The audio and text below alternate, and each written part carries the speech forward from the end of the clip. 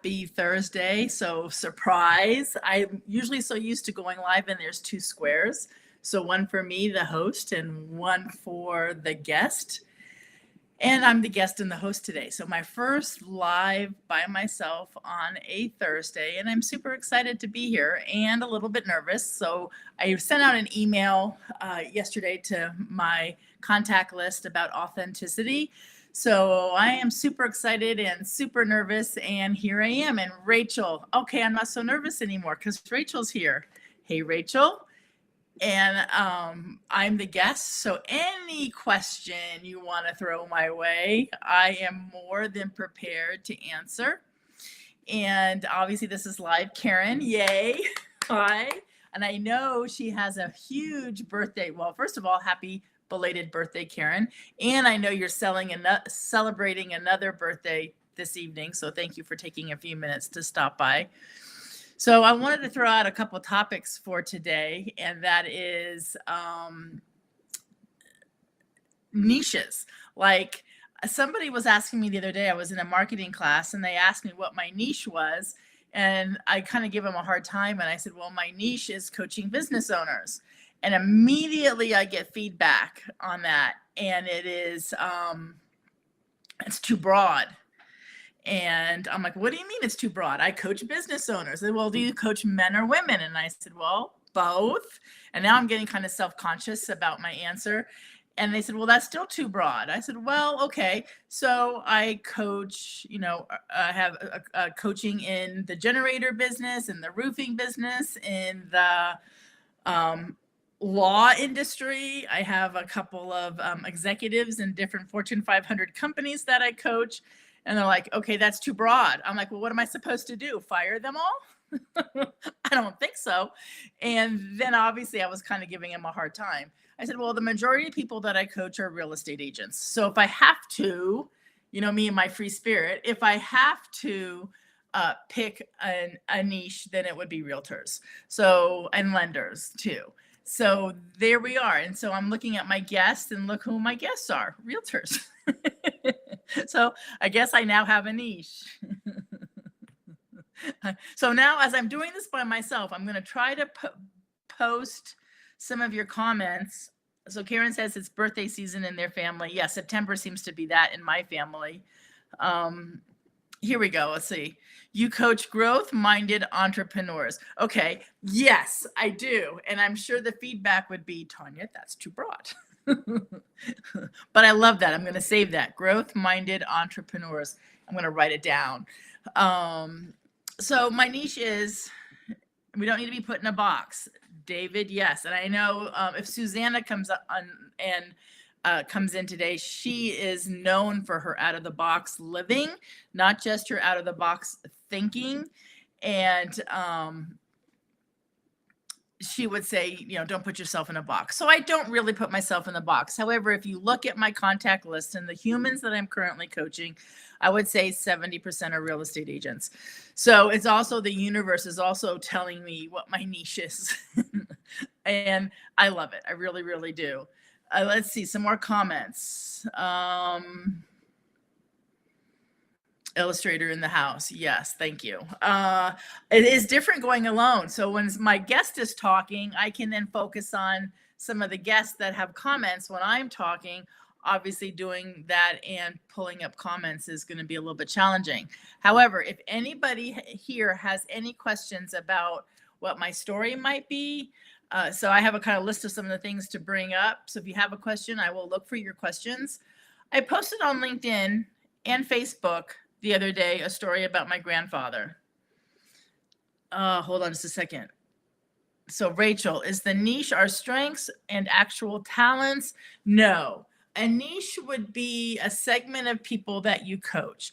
For example, I have a coach friend, her niche is corporate men and women who have been laid off or who are looking for another job in the corporate world. So her niche is corporate people either being laid off or looking for another job, and she helps them with finding another job.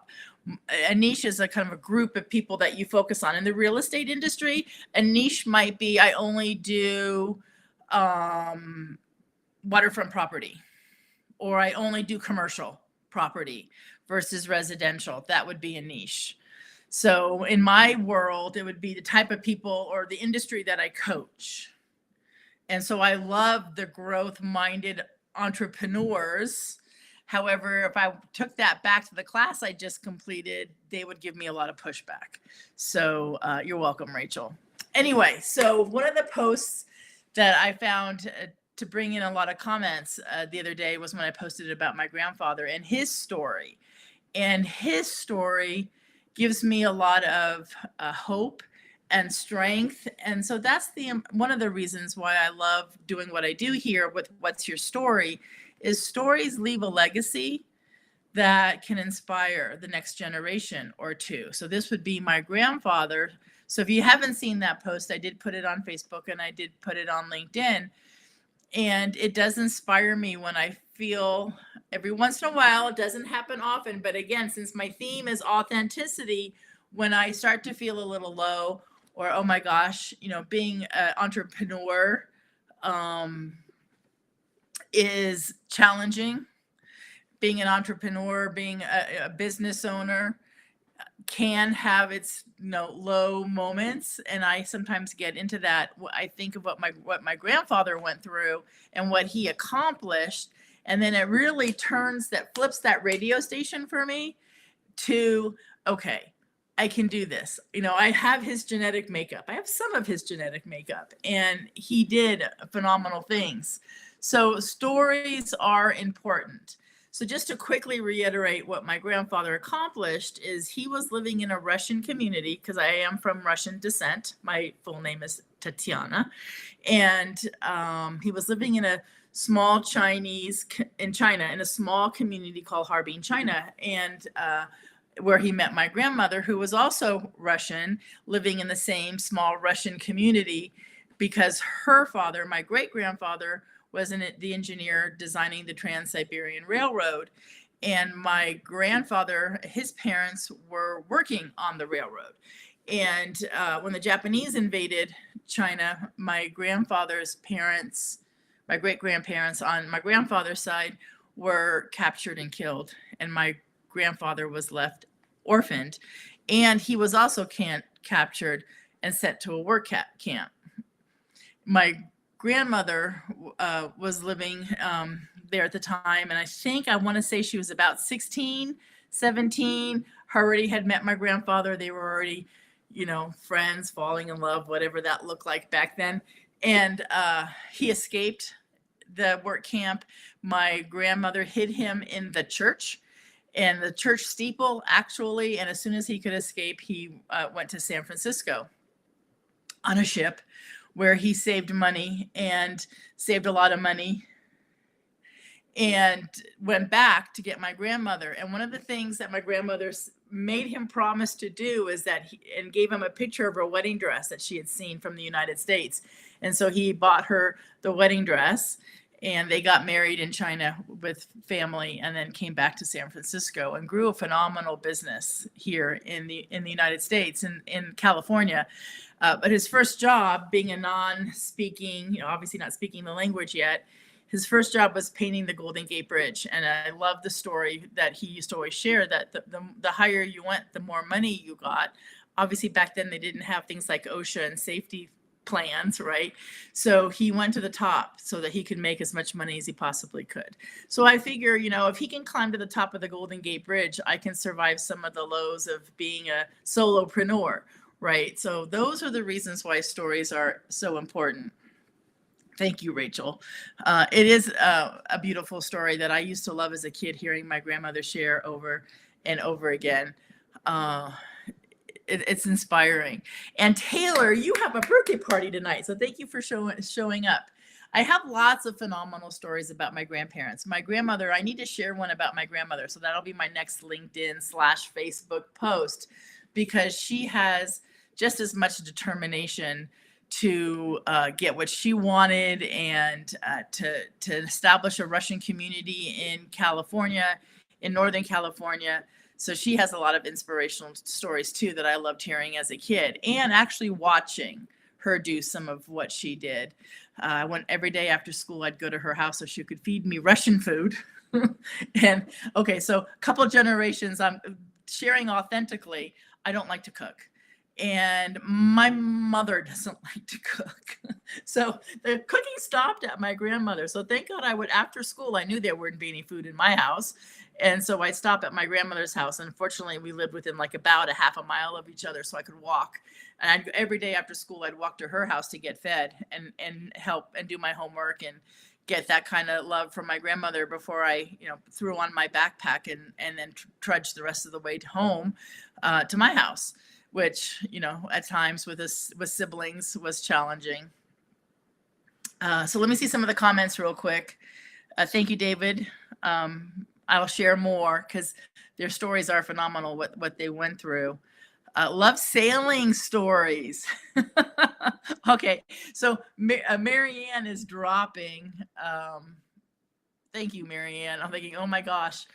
So as Marianne knows, I went to an all-girl college prep school, graduated with 13 other young women, and I had gotten a full ride to Georgetown University. And I wanted to be president of the United States. That was my goal in high school. So I set myself up. I was going to go to Georgetown. I was going to go to Georgetown Law. Somehow I was going to get into politics, and I would be president. And I was so laser focused on that all through high school. And then I met a guy, and that's all I have to say. I met a man, and the day I graduated high school, we hopped on an airplane and we flew to Australia. Well, we landed in Hawaii, and then we flew for a few days, and then we flew to Australia and got on his brother's 65-foot sailboat. And then that was it. We were there until I turned 18. And then we got our own sailboat, and then that was it. Well, I lived on a sailboat for 8 years from there. From 17 years old for 8 years, lived on a sailboat. And yes, I'm sure that's all my mom's gray hair is right there. And I'm sure, fair play, what comes around goes around. Thank you, Jerry. She says better late than never. Yes, I did college, and I did college when I was breastfeeding my oldest. So I don't know if that was punishment, but that's the universe, right? But I learned a lot being self-sufficient on a sailboat. I learned how to varnish boats. And so I got paid back then. I got to think about it now. I'm 60, right? I'm 17 and I'm varnishing my boat, and I'm learning to varnish boats, and people would walk by and compliment our boats. We would buy a boat, fix it up, sell it, buy a boat, fix it up, sell it. And we moved up. Our first boat was like 24 feet. And I don't think I could, in the galley, I couldn't even stand up. I had to bend my knees to cook. Obviously, you all know I don't love to cook, so that didn't take long. And then our last boat was just about 48 feet. So anyway, people would walk by the marina, see my boat, and they would hire me to varnish their boats. So back then I got paid $15 to $18 an hour to varnish, which was a lot of money back then, still is today, actually. And I wrote for Cruising World magazine. So I do have a stack of Cruising World magazines at home in my hope chest of articles that I wrote, and I got paid for those. Funny story around the Cruising World magazine is I submitted an article to Cruising World magazine, and they very kindly responded saying, "Thank you for your submission. We love your story, and you write like crap." Pretty much is how they worded it. You need to take some writing classes. And I'm like, that doesn't make sense. I just graduated from a college prep. I have straight A's all through English. I wrote a gazillion million essays, but I guess writing for a magazine is different. So back then I had took a correspondence course. And so I in writing, did that, probably took me 6 months to complete the correspondence course, resubmitted articles. And from then on, the rest is history. I got paid about $500 an article back then. So that's how I survived living on a boat. And my ex, he is my ex, he did a lot of repairing. So he built our refrigerator on our first boat. So things like that he would do for other people. And that was his contribution to us living on a sailboat, other than we'd anchor out for days and days and days. And all you had to do was fish and eat. And that was easy and very cost effective. So thank you, Marianne, for that. I did learn a lot living on a sailboat. I wish I was older and living on a sailboat because didn't appreciate just how wonderful the lifestyle was. I love that. Great analogy. Varnish the boat. Yeah. At 17, you don't appreciate just, the environment you're in. Different areas like, Sydney, Brisbane, the Great Barrier Reef, all through the Caribbean, the Bahamas. And then I sailed up and down the Intercoastal Waterway, I think 3 times. So a lot of things that happened that I don't know that I appreciated so much. And I wish I had. Okay, another comment. We should do a team cruise ship retreat. That's it. Mic drop right there. I love cruises. Believe it or not, I didn't think I would. Again, a funny story around cruises. The very, very, very first cruise, I did it cheaply. So I had a room, in the middle of the boat. So there were no windows, and I am claustrophobic. So I don't know what the frost I was thinking. So miserable. Fortunately, it was only like 3 nights. So then I went on a cruise right before COVID with another coaching friend. Actually, my neighbor is a coach, and we had the opportunity to go on a cruise. Her brother had a bunch of rooms for his work. He owns his own business, and a couple people at the last minute backed out. So we got a phenomenal room, right? And I know some of you saw pictures of it. A phenomenal room with a deck, and I could sit on the deck and overlook the ocean, and I fell in love with cruising all over again. I didn't have to cook. So we're going back to cooking. In fact, I like some of the excursions, but what I found is like when everybody leaves the ship, and I stayed behind on one, I didn't go on one excursion, wanted just to hang back and be alone because I'm very introspective, kind of a hermit kind of thing. I had the whole ship almost to myself. I mean, nobody was at the pool, and it was really nice. So that was just something I really enjoyed about cruising. However, Jay, we should do a team cruise ship retreat. I'm going to check into that in September because I know we said, or October, the first week in October. Let me see what I can find. If you're serious, text me, right? Because otherwise I'm going to find us a really nice hotel. But we are going to do a recharge, re-energize, regroup, replan our last quarter. And anybody who I coach we're going to do this together. So if you want to do it on a cruise, I'm all in. You didn't have to ask me twice. So there you go. All right, some more comments. Let's see. Agree, there are parts of life didn't know how good we had it. Yeah, absolutely. Let's see. I just fell in love with Jay. Now, I had him first. Karen, I had him first. Yes, I am a go anytime. Great, Marianne. And I want to do a shout out for Marianne. I have a coaching client in Dallas who is flying me out for 3 days to coach his team. And Marianne very graciously has invited me to stay with her, and I took her up on her offer. So Marianne, you're very kind, very gracious. Thank you. And I'll have to introduce you to him as well. Jerry says, have fun, not a fan of cruises. I like sturdy, not moving land. Okay, well, maybe I'll do a vote and see. Let's see. Marianne, Jay is mine. Look what Jay started. Very funny. Okay, so I want to try a few things. So as most of you know, I had a live stream coach who is actually coming live next Thursday evening with my clients to teach them for an hour. And I'm very, very grateful to Chris Hennessy for offering to present to my coaching clients how beneficial. Look at Jay's laughing. Yep, you got a fan club going. So anyway, Phil says, sorry, I missed the beginning. Sorry, Phil. Yes, I was sharing some stories, and now we're all fighting over and pulling Jay in all kinds of directions. Let's see. I lost it already, and we talked about cruising.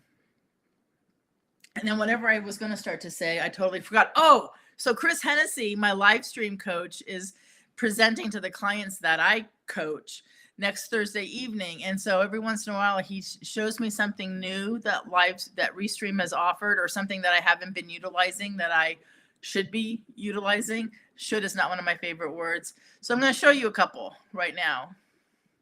Oh, yes. And Rachel says you're going on a cruise. So one is, now there is a QR code. Obviously, I don't like the placement of that QR code, and it's hiding my title. However, I can move the title, but there is a QR code that we can advertise. So if anybody wants to try it, see if it works and let me know. I just set it up a few minutes before I went live. So that's something that's new. I'm going to just wait a few minutes and then I'll take it off the screen. And another new thing that I'm loving, and there's a story behind this too, and it's Chris Hennessy's fault, and maybe Ariel Lee too. So Ariel Lee was my guest last Thursday. We've kind of had this standing photo joke around all the merchandise we collect from each other. So guess who had to have merchandise, right? So I got, however, the best part of my merchandise is I love my logo. In fact, it's going to be my next tattoo. So I don't have any with me now. It got lost in the mail, and then I sent it to California, and then I drove to Oregon. So it's in California. I'm in Oregon. So I placed yet another order to come to Oregon. It hasn't come yet. So next Thursday, I will have merchandise to show you in my hand, or stickers or whatever. However, there is this new thing that Chris Hennessy showed me. I'm so excited. Look, I have a banner. I can post anything I want on that banner. So today I'm posting my merch. So gotta get me some cool inspirational stuff. And there's my merchandise website. And Mavens of Merch gets a shout out. I love the folks, the women that work Mavens of Merch. They have helped me with picking merchandise. They also connected me with Guy, who helped me, and he designed my logo. And I love it. I don't make any money off the merchandise. Mavens of Merch handles it. It's just stuff for me to have and to use, and for people to have if they want it. I also have been giving it out as client gifts. So some of my clients have received it because they've sent me referrals. So I've sent them some of the merchandise, but this is not something that I profit from. Mavens of Merch do, and that's fine because they deserve it. They are a phenomenal group of women that, again, just made the whole process a joy, and I love it. And next time I go live with Chris Hennessy, he'll have his merch. I'll have my mug. He'll have his mug. He has a hat. Don't have a hat. So anyway, I'm gonna stop that because that's enough advertising. But I could put other things on my really cool banner thingy that floats down at the bottom. And then let me get rid of the QR code. Look at all the things I'm learning how to do. Tell you, they can teach old dogs new tricks. It's not that hard. So there you go. Did anybody by any chance? Oh, so let's see. David, QR works. Awesome. So there we go. So I also want, when I do this and I do a QR code, 99% of the time that QR code is going to be for my guests. So David, you want to get on, hop on a live with me. I know some of you here. Hey, Charlotte. Charlotte's been live. One of the most popular guests I've had is Charlotte. So Charlotte's a lender, and just as the interest rates were going up and a lot of changes in the economy, Charlotte hopped on and really was a calm voice for a lot of people on that show.